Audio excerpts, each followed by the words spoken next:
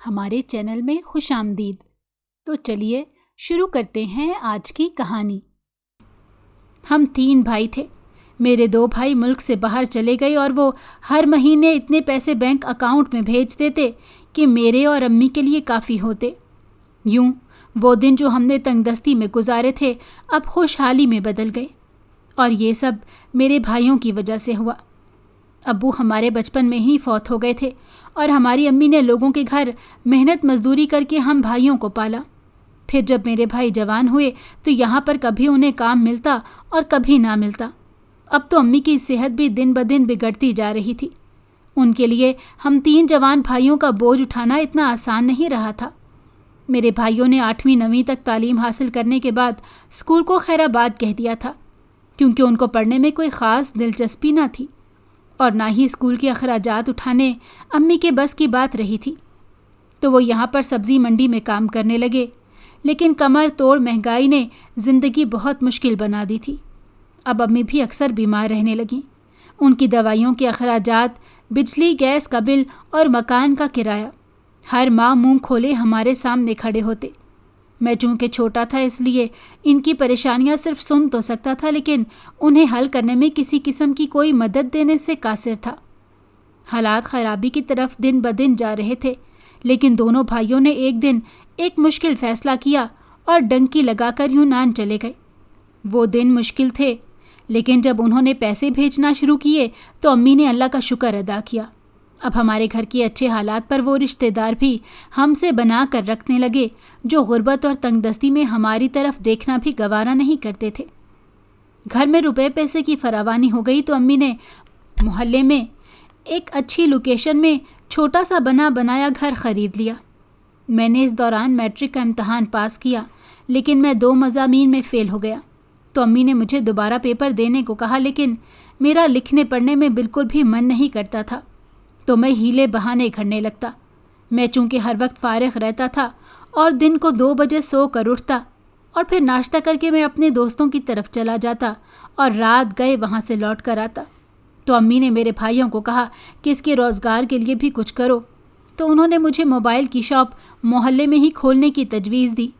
میرا تو دل خوشی سے اچھلنے لگا۔ میں نے فوراً حامی بھر لی اور گھر کے قریب ہی ایک پلازے میں ایک دکان لے لی۔ میرے بھائیوں نے مجھے اتنے پیسے بھیجے کہ میں نے وہ دکان بہت اچھے طریقے سے سیٹ کر لی اور آہستہ آہستہ میری یہ دکان چل پڑی۔ اسی دوران میری دکان پر محلے کے چند اوباش لڑکوں کے ساتھ میری دوستی ہو گئی، جو ہر وقت ہی میری دکان میں بیٹھنے اٹھنے لگے۔ ان کی وجہ سے میری زندگی میں بہت رنگینی بھی آ گئی اور میں اس زندگی کی طرف کھنچتا ہی چلا گیا۔ پہلے پہل تاش کی محفلیں جمنے لگیں اور پھر ان محفلوں میں جوا بھی کھیلا جانے لگا۔ آہستہ آہستہ شراب نوشی بھی عام ہو گئی۔ امی میرے رنگ ڈھنگ دیکھنے لگیں تو مجھے بہت سمجھانے کی کوشش کرتیں، لیکن میں ان کی باتوں کو ایک کان میں ڈال کر دوسرے سے نکال دیتا۔ وہ میری شکایتیں بھائیوں سے بھی نہ لگا سکتی تھیں کہ کہیں خدا نہ خواستہ وہ مجھ سے الجھ نہ پڑیں۔ اس ڈر سے امی خاموش رہتیں اور میں اسی بات کا فائدہ اٹھاتے ہوئے اپنی من موج زندگی میں گم ہو گیا۔ گھر میں کوئی بڑا تو تھا نہیں کہ مجھ پر نظر رکھتا۔ اب میری اکثر راتیں اپنے دوستوں کے ساتھ کوٹھے پر بھی گزرنے لگیں، اور یوں میں شراب سے ہوتا ہوا شباب تک بھی جا پہنچا۔ امی میرے حالات کے بارے میں کچھ آگاہ ہو گئی تھی، اسی لیے اب انہیں میری شادی کی فکر ہونے لگی کہ اگر میں بال بچے دار ہو گیا تو شاید سدھر جاؤں اور ان خرافات میں سے نکل سکوں۔ دوسرا، ویسے بھی گھر کے کام کاج کرنے اب ان کے لیے آسان نہیں رہے تھے۔ اس دوران امی نے ایک جاننے والی کے توسط سے میرے رشتے کی بات چلائی۔ امی گھر گھر جا کر لڑکیاں دیکھنے کی قائل نہیں تھی۔ انہیں یہ بات بہت بری لگتی تھی کہ دوسروں کے گھروں میں جا کر ان کی بیٹیوں کو کسی جانور کی طرح ٹٹول ٹٹول کر دیکھا جائے کہ وہ ہمارے بیٹے کے لیے کسی قابل ہیں یا نہیں۔ اس لیے امی نے رشتے والی کو ایک بات بہت واضح انداز میں بتا دی کہ ہمیں اسی گھر لے کر جانا جہاں پر اگلے اچھے دیندار گھرانے سے تعلق رکھتے ہوں، سمجھدار اور مہذب لوگ ہوں۔ اور یوں امی جن کے گھر گئیں ان کی 2 ہی بیٹیاں تھیں اور ان کے ابو خود ایک سرکاری اسکول میں کلرک تھے۔ یہ ایک متوسط گھرانہ تھا۔ امی کو ان کی بڑی بیٹی پسند آ گئی اور اگلی بار وہ مجھے بھی اپنے ساتھ لے گئیں کہ میں بھی جا کر خود ایک نظر لڑکی کو دیکھ لوں۔ میں شادی نہیں کرنا چاہتا تھا، کیونکہ میری زندگی شادی کے بغیر بھی بڑی مست اور رنگین گزر رہی تھی۔ لیکن امی کے اصرار اور خفگی کے پیش نظر بالآخر مجھے ان کی بات ماننا ہی پڑی۔ میں امی کو لے کر وقت مقررہ پر جب ان کے گھر پہنچا تو دروازے کو کھولنے کے لیے آنے والی لڑکی کو دیکھ کر حیران رہ گیا۔ وہ انتہائی حسین و جمیل تھی۔ اس کے دھلے دھلائے چہرے پر پانی کسی شبنم کی طرح چمک رہا تھا۔ میں نے اتنا معصوم حسن کبھی نہیں دیکھا تھا، اسی لیے میں اسے تکتا ہی چلا گیا۔ میرے یوں دیکھنے پر وہ کچھ پزل سے دکھائی دینے لگی تو امی نے آگے بڑھ کر اسے گلے لگایا اور پھر پلٹ کر اس کا تعارف مجھ سے کروانے لگیں کہ یہ نائلہ کی چھوٹی بہن سعدیہ ہے۔ تو مجھے ایک دم سے خیال آیا کہ اگر اس کی چھوٹی بہن اس قدر حسین ہے تو خدا جانے اس کی بڑی بہن کتنی بڑی آفت ہوگی۔ میرے دل میں ایک ہلچل سی مچنے لگی۔ اس لڑکی نے مجھے انتہائی ادب سے سلام کیا اور پھر ہمیں لے کر وہ ڈرائنگ روم میں آ کر بیٹھ گئی۔ امی تو ہمسائے میں گئی ہیں، میں انہیں بلا کر لاتی ہوں۔ اس کی آواز اس قدر مترنم تھی کہ مجھے لگا کہ جیسے مندر میں گھنٹیاں سی بج گئی ہوں۔ اتنے میں میرے ہونے والے سسر، جن کی عمر لگ بھگ 50 کے قریب تھی، وہ ڈرائنگ روم میں داخل ہوئے اور مجھ سے میری مصروفیات کے بارے میں سوال کرنے لگے تو میں نے بہت ہی پراعتماد انداز میں انہیں جواب دیا۔ وہ مجھے کافی مطمئن نظر آئے تو میرے دل کو ہلکی ہلکی تسلی ہونے لگی۔ لیکن میری نظریں مسلسل دروازے کے ساتھ لگی ہوئی تھیں جہاں سے گزر کر نائلہ کو اندر آنا تھا، لیکن وہ اندر آ ہی نہیں رہی تھی اور میرا اشتیاق بڑھتا ہی جا رہا تھا۔ اتنے میں میری ساس اندر آئیں اور مجھ سے مل کر بہت خوش ہوئیں۔ ہمارے درمیان ہلکی پھلکی بات چیت چل رہی تھی کہ نائلہ آسمانی رنگ کی میکسی پہنے، سلیقے سے سر پر جارجٹ کا دوپٹہ لیے، ٹرے اٹھائے اندر داخل ہوئی تو میں اسے دیکھ کر حیران ہی رہ گیا۔ وہ اپنی بہن سے بہت مختلف تھی۔ قد بھی بس مناسب سا تھا اور رنگ بھی دبتا ہوا تھا، اور اپنی چھوٹی بہن کے نسبت اتنی حسین بھی نہ تھی۔ لیکن امی اسے دیکھ کر اتنی خوش ہوئیں کہ میرا موڈ خراب ہو گیا۔ بھلا ہیرے کو چھوڑ کر امی نے میرے لیے کیا پسند کیا ہے؟ مجھے اب امی پر بے انتہا غصہ آنے لگا۔ میں ٹھیک ٹھاک حسن پرست تھا اور اس معاملے میں تو میں کسی صورت بھی کمپرومائز کرنے کے لیے تیار نہ تھا۔ میں اور امی واپس گھر آئے تو میں امی پر بگڑ گیا کہ جب آپ کو اچھی طرح سے میرے مزاج کا پتہ ہے تو پھر آپ نے چھوٹی کے لیے بات کیوں نہیں کی؟ تو امی میری بات پر شدید حیران ہوئیں کہ لڑکی کے والدین ہمیشہ اپنی پہلی بیٹی کو بیاہتے ہیں، نہ کہ آخری نمبر والی کو۔ جب پہلی والی کا نمبر ہے تو وہ ہمیں اپنی دوسری بیٹی کا رشتہ بھلا کیوں دیں گے؟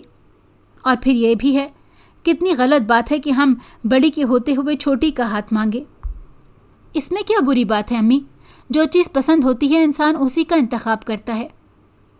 ہاں، تو میں نے تمہارے لیے وہی انتخاب کیا ہے جو تمہارے لیے بہتر ہے۔ لڑکی سگھڑ ہے، تعلیم ختم کر چکی ہے اور شادی کا پہلا حق بھی اسی کا بنتا ہے۔ آپ کب سے دوسروں کے حقوق کی ٹھیکیدار بن گئی ہیں؟ آپ اگر چھوٹی کی بات کرتیں تو وہ بڑی کا رشتہ کیوں دیتے؟ اب میں زچ ہو کر بولا تو امی بھی غصے میں آ گئیں۔ تمہاری کوئی بہن نہیں ہے نا، اس لیے تمہیں ان باتوں کی باریکیوں کا احساس نہیں ہے۔ اب آپ مجھے باریکیاں سمجھائیں گی؟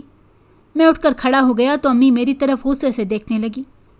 اچھا، تو اب تم اتنے بڑے ہو گئے ہو کہ میری کسی بات کو خاطر میں نہیں لاتے؟ اور پھر افسردہ نظروں سے مجھے دیکھنے لگیں تو میں بھی چپ ہو گیا، کیونکہ اچھی طرح سے جانتا تھا کہ اگر میں ذرا سا بھی مزید بولا تو ان کا بی پی ہائی ہو جائے گا۔ لہٰذا میں کمرے سے نکل آیا اور اپنے کمرے میں جا کر دروازہ بند کر کے لیٹ گیا۔ میرے دوستوں کی مسلسل کالیں آنے لگیں، وہ میرا انتظار کر رہے تھے، لیکن میرا آج کسی سے بھی بات کرنے کو دل نہیں چاہ رہا تھا۔ حالانکہ مجھے ایک بالکل مست پیس کے بارے میں بتایا گیا جو ابھی ابھی بازار حسن میں لایا گیا تھا۔ اس بازار کی نائکا سے میری بہت اچھی سلام دعا ہو گئی تھی۔ وہ بھی بار بار مجھے فون کر کے اپنے اڈے پر بلا رہی تھی، لیکن میرا موڈ بہت ہی بری طرح سے خراب ہو گیا۔ بار بار میری نظروں میں وہ دھلا دھلایا چہرہ گھومنے لگتا تو میں اپنے ہاتھ کا زوردار پنچ دیوار پر مار دیتا۔ غصے سے میری کن پٹیاں جلنے لگیں کہ آخر امی نے مجھ سے کس بات کی دشمنی نکالی ہے۔ پھر میں نے اپنی جیب سے چھوٹی بوتل ڈرنک کی نکالی اور ایک سانس میں ہی ختم کر ڈالی، لیکن سینے میں لگی آگ تو جیسے بجھنے کے بجائے مزید تیز ہو گئی۔ صبح میں گھر سے نکلنے لگا تو امی نے مجھے آواز دی تو میں پلٹ کر ان کی طرف گیا۔ میری سرخ نگاہیں دیکھ کر وہ میری دلی حالات سمجھ رہی تھی۔ آج ناشتے کے بغیر کہاں جا رہے ہو؟ میں کب سے تمہارا انتظار کر رہی ہوں، ناشتہ بنا کر رکھا ہوا ہے۔ وہ نرمی سے بولی۔ تو آپ سے یہ کس نے کہا ہے کہ آپ میرے لیے ناشتہ بنا کر رکھیں اور انتظار کریں؟ میں نے اکھڑے لہجے میں کہا تو امی نے مجھے دکھی نظروں سے دیکھا۔ میں اٹھ کر جانے لگا تو وہ آہستہ سے بولیں، اگر ایک کپ اپنی ماں کے ساتھ پی لو گی تو کیا حرج ہوگا؟ تو میں نہ چاہتے ہوئے بھی ان کے پاس بیٹھ گیا۔ وہ فوراً کچن میں گئیں اور میرے لیے چائے گرم کرنے لگیں اور ساتھ ہی ساتھ انڈا فرائی کرنے لگیں، اور پھر ناشتہ ٹرے میں رکھ کر وہ کمرے میں لے کر آئیں تو میں نہ چاہتے ہوئے بھی ناشتہ کرنے لگا، اور وہ میرے سامنے چپ چاپ بیٹھ کر مجھے ناشتہ کرتا ہوا دیکھنے لگیں۔ ظفر، تم پریشان نہ ہو، میں اس مسئلے کا کوئی نہ کوئی حل نکال لیتی ہوں۔ چائے کا سپ لیتے لیتے میں نے ایک دم سے امی کے چہرے کی طرف دیکھا تو وہ مسکرا دیں۔ میں آج ان کے گھر جاتی ہوں اور ان کی امی سے کسی طرح تمہاری خواہش کا ذکر کرتی ہوں۔ مجھے امید ہے کہ انہیں برا نہیں لگے گا۔ ہے تو یہ بہت غلط بات، لیکن میں جلد بازی میں ایسا کوئی کام کرنا نہیں چاہتی کہ کل مجھے اس کا پچھتاوا ہو، کیونکہ زندگی تو تم نے گزارنی ہے۔ میں تو آج ہوں کل مر جاؤں گی، لیکن تمہیں دکھی دیکھ کر تو مجھے مر کر بھی سکون نہیں آئے گا۔ امی کی باتیں سن کر میں نے انہیں ٹوکا، یہ آپ ہر وقت کیوں مرنے کی باتیں کرتی رہتی ہیں؟ آپ کے پاس کوئی اور اچھی بات نہیں ہوتی کیا؟ اچھا زیادہ غصہ دکھانے کی ضرورت نہیں، مجھے پتا ہے کہ تو بہت بڑا ہو گیا ہے، ماں کو بھی چپ کرا دیتا ہے۔ میں جتنا بھی بڑا ہو جاؤں لیکن آپ کے لیے بچہ ہی رہوں گا، بس آپ یہ مرنے والی باتیں نہ کیا کریں تو آپ کی بڑی مہربانی ہوگی۔ تو امی کھلکھلا کر ہنسنے لگی، میرا بھی دل خوشی سے دھمالیں ڈالنے لگا۔ لیکن ظفر، ایک بات کا خیال رکھنا، میں صرف اور صرف تمہاری خوشی کی خاطر وہاں پر جا رہی ہوں، لیکن اگر وہ نہ مانے تو پھر میں نائلہ کے حوالے سے کسی صورت انکار نہیں کروں گی۔ یہ بہت ہی غلط بات ہے کہ پہلے بڑی بچی کے رشتے کے لیے بات کی جائے اور پھر چھوٹی کے لیے، اور پھر اگر بات نہ بنے تو وہاں سے خالی ہاتھ آنا میرے لیے موت کے برابر ہوگا۔ اگر وہ مان گئے تو ٹھیک ہے، ورنہ پھر نائلہ کا ہر صورت میں رشتہ کرنا ہی ہوگا۔ تو امی کی بات سن کر میں نے اس بات میں سر ہلایا اور کہا کہ آپ پہلے جا کر دیکھیں تو صحیح۔ پہلی بات تو یہ ہے کہ وہ آپ کے بیٹے کو انکار نہیں کریں گی، لیکن اگر بالفرض انہوں نے انکار کر بھی ڈالا تو پھر آپ جیسا کہیں گی میں ویسا ہی کرنے کو تیار رہوں گا۔ آپ بے فکر رہیں۔ میری باتیں سن کر امی کسی حد تک مطمئن ہو گئی اور پھر وہاں جانے کے لیے تیاری کرنے لگی۔ میں انہیں لڑکی والوں کے گھر ڈراپ کر کے واپس اپنی دکان پر آ گیا۔ امی نے نائلہ کی امی سے میری خواہش کے حوالے سے ذکر کیا تو ان کے چہرے پر فکر مندی چھلکنے لگی، اور نائلہ کی امی نے بتایا کہ سعدیہ کا رشتہ تو ہم نے بچپن میں ہی اس کے چچا کے بیٹے سے کر دیا تھا، کیونکہ اس کے پیدا ہوتے ہی چچا نے اس کو اپنے بیٹے کے لیے مانگ لیا تھا، اور بس ہم اسی بات کا انتظار کر رہے ہیں کہ کسی طرح اس کی بڑی بہن نائلہ کی رخصتی ہو جائے تو ہم سعدیہ کے فرض سے بھی سبکدوش ہو جائیں۔ اگر سعدیہ کی منگنی بچپن میں نہ ہوئی ہوتی تو بھی ہم بڑی کے ہوتے ہوئے چھوٹی کا رشتہ کسی صورت نہ دیتے۔ نائلہ کے والد نے ان کو صاف صاف کہا اور ساتھ یہ بھی کہہ دیا کہ آپ ابھی بھی سوچ لیں، اگر آپ کے بیٹے کو یہ رشتہ منظور نہیں ہے تو بہتر ہے کہ آپ یہ رشتہ ہی نہ کریں تو اچھا ہے، کیونکہ زندگی تو لڑکا اور لڑکی نے گزارنی ہوتی ہے۔ اگر ان کی آپس میں ہی نہ بن پا رہی ہو تو یہ زندگی ایک طویل سفر کیسے طے کریں گے؟ چونکہ اس معاملے میں میری اور امی کے درمیان ٹھیک ٹھاک بحث ہو چکی تھی، لہٰذا وہ مجھے اس معاملے میں اپنا فیصلہ پہلے ہی سنا چکی تھی۔ اس لیے وہ جانتی تھی کہ نائلہ کا انکار تو کسی صورت میں بھی نہیں کرنا۔ تو امی نے انہیں دلاسا دیتے ہوئے کہا کہ ہمیں تو اس بات کا علم نہیں تھا کہ سعدیہ کی پہلے سے ہی منگنی ہو چکی ہے۔ اگر ہمیں پتہ ہوتا تو ہم کبھی بھی یہ بات کرنے کے لیے نہ آتے، لیکن چونکہ اب سعدیہ بیٹی کا رشتہ ہوا ہے تو ہمیں نائلہ کے رشتے میں کوئی مسئلہ نہیں ہے۔ لیکن نائلہ کے والدین کے چہرے پر تذبذب سا تھا، وہ امی کی باتوں پر مطمئن نہیں ہو رہے تھے۔ تو نائلہ کے والد نے کہا کہ بہن، آپ کا بیٹا چھوٹی کا خواہش مند ہے تو اب وہ میری بڑی بیٹی کے لیے کیسے راضی ہو سکتا ہے؟ تو امی نے انہیں کہا کہ یہ آپ مجھ پر چھوڑ دیں، وہ میری کوئی بات نہیں ٹالتا، اور میں پہلے ہی اسے بتا چکی ہوں کہ اگر چھوٹی کا رشتہ انہوں نے بخوشی دیا تو ٹھیک ہے، ورنہ میں نائلہ کو ہر صورت اپنی بہو بناؤں گی۔ دیکھیں بہن، بات یہ ہے کہ شادی کوئی گڈے گڑیا کا کھیل نہیں ہوتی۔ جنہوں نے آپس میں ایک ساتھ زندگی گزارنی ہے، اگر ان کو ہی فیصلہ کرنا دیا جائے تو بہتر ہے۔ ہمیں آپ سے تو کوئی گلہ نہیں ہے، یہ تو بس مقدروں کے فیصلے ہیں نا جی۔ آپ گھر جا کر آرام تسلی کے ساتھ دوبارہ اس معاملے پر غور کریں और अपنے بیٹے سے بات کریں اور پھر ہمیں دوبارہ سے جو بھی آپ کے درمیان طے ہو بتا دیجیے، کیونکہ زور زبردستی سے آج بیٹی کا رشتہ کرتے ہیں تو کل ان کے لیے ہی زیادہ مسئلہ بنے گا۔ آپ اور ہم تو اپنی زندگیاں ویسے بھی گزار چکے ہیں۔ نائلہ کے والد نے بہت ہی تحمل کے ساتھ امی کو کہا۔ تو امی ان کے گھر سے جب اپنے گھر آئیں تو انہوں نے مجھے بتایا کہ چھوٹی کا رشتہ تو بچپن میں ہی طے ہے اور وہ بس نائلہ کی رخصتی کے انتظار میں اس کی شادی بھی نہیں کر رہے تھے۔ تو امی کی یہ بات سن کر میرا دل بہت ہی برا ہوا۔ پھر امی نے آہستہ سے کہا کہ بہت ہی اچھے خاندانی لوگ ہیں، ان کی بیٹی نائلہ بھی بہت ہی سگڑ، سلیقہ مند اور اچھی لڑکی ہے، ہمیں ایسے ہیرے کو نہیں گنوانا چاہیے۔ تو میں نے بھی امی کی خوشی میں ہاں کر ڈالی۔ تو امی نے اسی وقت فون کر کے نائلہ کے والد کو ہاں کر دی، لیکن منگنی کی رسم سے پہلے نائلہ کے والد مجھ سے ایک ملاقات کرنا چاہتے تھے، لہٰذا میں اگلے دن ہی ان کے گھر چلا گیا۔ میں ابھی ان کے ڈرائنگ روم میں بیٹھا ہی تھا کہ میری نظر ڈرائنگ روم کی کھڑکی سے ان کے لان میں گئی، جہاں پر سعدیہ جھولے پر بیٹھ کر کتاب پڑھ رہی تھی۔ میری نظریں اس کے خوبصورت چہرے پر جم سی گئیں اور دل میں ایک ہوک سی اٹھی۔ اچانک وہاں پر ایک نوجوان لڑکا آیا۔ اسے دیکھ کر سعدیہ کا چہرہ خوشی سے دمکنے لگا اور وہ دونوں ایک دوسرے سے باتوں میں اتنے مشغول ہو گئے کہ اپنے ارد گرد سے بھی بے نیاز ہو گئے۔ یہ منظر دیکھ کر میری کن پٹیاں جلنے لگیں اور مجھے غصہ آنے لگا۔ ویسے تو بڑے پارسا بنتے ہیں یہ لوگ، اور اب دیکھو یہ اپنے منگیتر سے کیسے ہنس ہنس کر باتیں کر رہی ہے، وہ بھی اتنے آزادانہ ماحول میں۔ میرے سینے پر سانپ لوٹنے لگے کہ اسی وقت میرے ہونے والے سسر ڈرائنگ روم کے دروازے سے اندر داخل ہوئے اور مصافحہ کے لیے میرے طرف اپنا ہاتھ بڑھایا تو نہ چاہتے ہوئے بھی میں نے اپنا ہاتھ ان سے ملایا۔ امی کا حال چال پوچھنے کے بعد انہوں نے مجھ سے نائلہ کے حوالے سے 2 ٹوک بات کی اور بتایا کہ ہماری کوئی ناراضگی نہیں ہوگی، اگر آپ اس رشتے پر راضی نہیں ہیں تو انکار کر دیں۔ ہمیں بہت اچھے سے اندازہ ہے کہ آپ کی والدہ بہت ہی اعلیٰ ظرف خاتون ہیں، ان کے لیے یہ انکار کرنا بہت مشکل ہے، لیکن زندگی آپ دونوں نے گزارنی ہے، اس لیے پہلے ہی ہر بات اگر واضح ہو جائے تو دونوں گھرانوں کے لیے اچھا ہے۔ اب آپ کیا سوچتے ہیں؟ اپنی والدہ کی خوشی کو ایک طرف رکھ کر ہمیں اپنی مرضی بتائیے۔ تو میں نے انہیں کہا کہ میں نے ایک خواہش کا اظہار کیا تھا، لیکن ہمیں اس بارے میں علم نہیں تھا۔ اب چونکہ یہ بات ہمارے علم میں آ گئی ہے تو مجھے نائلہ سے شادی کرنے میں کوئی مسئلہ نہیں ہے، کیونکہ نائلہ میری امی کی پسند ہے اور میں اپنی پسند سے بھی آگے اپنی امی کی پسند کو معتبر سمجھتا ہوں۔ میری بات پر نائلہ کے والد مطمئن ہو گئے اور خوشی سے اٹھ کر مجھے گلے لگا لیا۔ ان کے گلے لگتے ہی میں نے ایک بار پھر کھڑکی سے باہر چوری چوری سعدیہ کی طرف دیکھا، جو اب میری ضد بن گئی تھی۔ دونوں گھرانوں میں شادی کی تیاریاں عروج پر تھیں۔ آئے دن مجھے امی کے ساتھ بازار جانا پڑتا تھا کہ ایک دن میں نے مال میں سعدیہ کو اپنے منگیتر کے ساتھ شاپنگ کرتے دیکھا تو میری آنکھوں میں خون اتر آیا۔ امی میرے حال سے بے نیاز اسے گلے لگا کر ملی۔ اس کے ساتھ وہ لڑکا ہمیں سلام کرنے کے بعد آگے کی طرف چلا گیا۔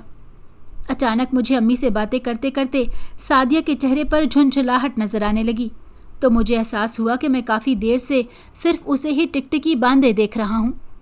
اس لیے میری طرف ایک انتہائی غصیلی نظر ڈالی اور پھر امی سے اجازت لے کر وہ آگے بڑھ گئی۔ وہ جا چکی تھی، لیکن ابھی تک میں اسی راستے کی طرف دیکھ رہا تھا۔ امی نے مجھے کھوئے ہوئے انداز میں دیکھا تو انتہائی سخت نظروں سے دیکھتے ہوئے کہا، میرے خیال میں ہمیں گھر چلنا چاہیے۔ تو میں اپنے دل میں اٹھتے طوفان کو دباتے ہوئے اٹھ کر کھڑا ہو گیا۔ شادی والے دن سعدیہ سب سے زیادہ حسین لگ رہی تھی، لیکن جب وہ اپنے منگیتر کی باتوں پر ہنستے ہوئے شرما کر سرخ ہوتی تو میرے دل پر چھریاں سی چل جاتی۔ رخصتی کا ٹائم آ گیا تو میں اپنی بیوی نائلہ کو لے کر گھر پہنچا۔ نائلہ جو حجلہ عروسی میں بیٹھی میرا انتظار کر رہی تھی، لیکن میرا دل تو اپنی سالی میں اٹکا ہوا تھا۔ پھر ایک خیال سے میری آنکھیں چمکنے لگیں اور میں مسکراتے ہوئے اپنے کمرے کی طرف بڑھا۔ مجھے کمرے میں آتا دیکھ کر نائلہ خود میں سمٹنے لگی۔ کاش اس کی جگہ سعدیہ ہوتی۔ میرے دل میں ایک ہوک اٹھی اور پھر میں نے گلا کھنگھارتے ہوئے اسے مخاطب کیا کہ مجھے ایک بہت ہی ارجنٹ کام کے لیے تھوڑی دیر کے لیے باہر جانا ہے، بس میں جلد ہی واپس آ جاؤں گا۔ اسے بتا کر میں فوراً وہاں سے اٹھا اور اپنے سسرال کی طرف چل پڑا۔ راستے میں نے سعدیہ کے نمبر پر کال کی اور اسے بتایا کہ میں تمہاری بہن کو لے کر گھر آ رہا ہوں، وہ تمہیں بہت مس کر رہی ہے، लेकिन हम थोड़ी देर के लिए ही बाहर रुकेंगे, अंदर किसी को नहीं बताना वरना सब अंदर आने का कहेंगे। तो सादिया ने कहा कि ठीक है, और खुशी से उसकी आवाज़ चहकने लगी। अब तक के प्लान के मुताबिक सब कुछ वैसा ही हो रहा था जैसा मैंने सोच रखा था। जूं ही मैं उसके घर के दरवाजे से थोड़ा फासले पर पहुंचा तो मैंने सादिया को फिर कॉल मिलाई, तो वो कहीं अपने गेट के पास ही खड़ी थी। फ़ौरन ही बाहर निकल कर आई और तेज़ी से मेरी गाड़ी की तरफ बढ़ी। तो मैंने गाड़ी का दरवाज़ा खोलकर उसे बैठने को कहा तो वो फ़ौरन बैठ गई। तो मैंने तेज़ी से गाड़ी बढ़ा दी। वो संभलते हुए पीछे की तरफ देखने लगी। बाजी कहाँ है? उसने बड़ी हैरानगी से मेरी तरफ देखकर पूछा। तो मैंने कहा, पहले मुझसे मिल लो, फिर बाजी से भी मिल लेना। और फिर गाड़ी हाईवे से एक तरफ सुनसान जगह पर खड़ी कर दी। उसकी कलाई को ज़ोर से पकड़ा तो वो किसी ज़ख्मी परिंदे की तरह फड़फड़ाने लगी। तो मैंने एकदम उसके सर पर ज़ोरदार ज़रब लगाई और फिर उसे लेकर अपने एक दोस्त नायका के कोठे पर पहुंचा। थोड़ी देर बाद जब उसे होश आया तो वो खौफज़दा नज़रों से मुझे देखकर रोने लगी। बार बार उसका अपने मंगेतर के साथ हंसता चेहरा देखकर जितनी कुड़न होती थी, आज वही चेहरा रोता देखकर उतनी ही तस्कीन मिल रही थी। फिर उसकी आंखों के सामने उसका सौदा किया और उसे नायका के कोठे पर बेचकर घर आ गया, जहां अब मैं अपनी बीवी के पास जाने के लिए बेताब हो रहा था। लेकिन जैसे ही मैंने कमरे में कदम रखा तो मेरी रूह फना हो गई, क्योंकि कमरे में मेरे दोनों भाई जो बाहर गए हुए थे वो खड़े थे और उनके साथ मेरे सास ससुर भी मौजूद थे, जिनके चेहरे पर हवाइयाँ उड़ रही थी। लेकिन उन सबको एक साथ खड़ा देखकर मेरी रूह फना हो गई। एकदम अंकल बोले, मेरी बेटी कहाँ है? वो तुम्हारे साथ ही आई थी ना? नहीं अंकल, सादिया तो मेरे साथ नहीं आई। मैं हकलाया। क्यों झूठ बोलते हो? सादिया ने घर से निकलते हुए हमें कहा था कि तुम नायला को लेकर घर आ रहे हो, उससे मिलवाने के लिए, क्योंकि नायला उसे बहुत मिस कर रही है, और अब तुम इनकार कर रहे हो। तो खौफ से मेरा गला खुश्क हो गया, क्योंकि मैंने कभी ख्वाब में भी नहीं सोचा था कि सादिया घर से निकलने से पहले अपने वालिदैन को मेरी कॉल का बता देगी। इससे पहले कि मैं कुछ बोलता, अम्मी ने एक ज़ोरदार थप्पड़ मेरे मुंह पर रसीद कर दिया। सच सच बताओ ज़फ़र, वो बच्ची कहाँ लेकर गए हो? इससे पहले कि मैं जवाब देता, मेरे दोनों भाइयों ने मुझे आड़े हाथों लिया और थप्पड़ों और लातों की बरसात कर दी। बिलाखिर मैंने सब कुछ उगल दिया और उन्हें बताया कि मैंने उसे नायका के पास बेच डाला है। तो सबको सांप सूख गया। फिर मेरे भाई ने मुझे मारते हुए उस नायका के कोठे पर गए और जो पैसे नायका ने मुझे सादिया के एवज़ दिए थे वो उसके मुंह पर मारे और कहा कि सादिया को लेकर आओ। नायका मेरे भाइयों के तेवर देखकर डर गई और फ़ौरन से बेशतर सादिया को ले आई, जिसकी हालत उस पर बीतने वाली क़यामत को आश्कार कर रही थी।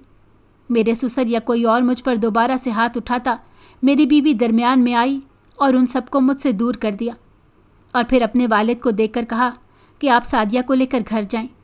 बेटी की बात सुनकर उसके वालिद हक्का बक्का रह गए और फिर मेरी बीवी नायला मुझे लेकर घर आ गई। मैं हैरान था कि इतने बड़े वाक़ये के बाद भी उसे तो मुझसे तलाक लेनी बनती थी, लेकिन इतना कुछ होने के बावजूद भी वो फिर भी मेरा साथ दे रही थी। उसके वालिद ने नायला को बहुत समझाया कि ये तो लड़कियां फ़रोख्त करता है, तुम्हें भी किसी दिन बेच डालेगा, इस पर क्या भरोसा, तुम हमारे साथ चलो। लेकिन वो न मानी और उसने अपने वालिदैन को समझाया कि अब यही मेरा मुकद्दर है।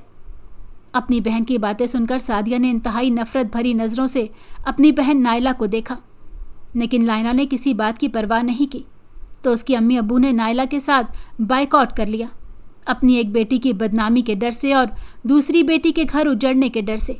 मेरे ससुर ने अपने लब सी लिए और 1 माह के अंदर अंदर उन्होंने अपनी बेटी सादिया की भी रुखसती कर दी, जिसे उसका खामिद लेकर बाहर चला गया। ये और बात है कि उसके खामिद को सादिया के साथ होने वाली ट्रेजिडी के बारे में नहीं बताया गया, बल्कि ये बात छुपा ली गई। अब खुदा जाने ये बात कब तक छुपती है। दूसरी तरफ अम्मी ने भाइयों के साथ रहने का फ़ैसला किया। वो मेरी शक्ल देखना नहीं चाहती थी। अब मेरी शादी को काफ़ी अरसा गुजर गया है, लेकिन अभी तक हमारी कोई औलाद नहीं हुई थी। तो एक दोस्त के मशवरे पर मैंने अपना और नायला का मेडिकल टेस्ट करवाया, जिसमें नायला की रिपोर्ट्स तो क्लियर थी, लेकिन मेरी रिपोर्ट्स ठीक नहीं आई थी। इन रिपोर्ट्स की रोशनी में मैं कभी भी बाप नहीं बन सकता था।